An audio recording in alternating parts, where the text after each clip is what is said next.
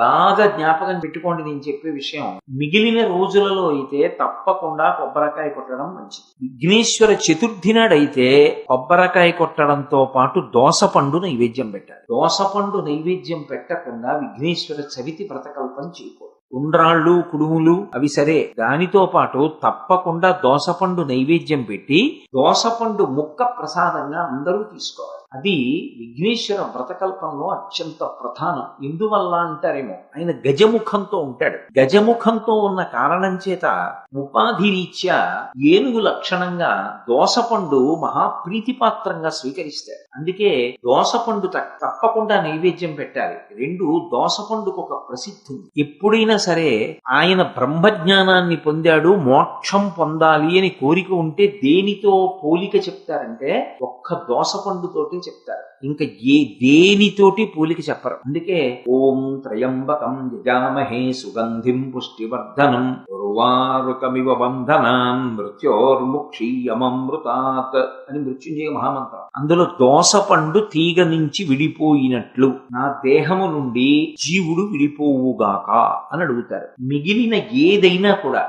పండిపోయిన తరువాత కూడా ముచికని విడిచిపెట్టడం కొంచెం కష్టంగా విడిచిపెట్టి అంత తేలిగ్గా వదలదు. ఒక్క దోసపండు మాత్రం సునాయాసంగా వదులుతుంది.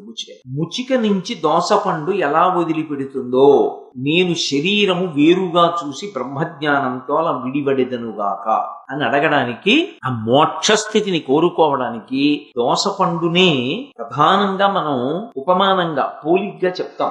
అందుకే అంతటి స్థితిని ఇవ్వగలిగిన వాడు కనుక చిన్నదాన్ని పుచ్చుకుని ఎక్కువ ఫలితాన్ని ఇస్తాడు.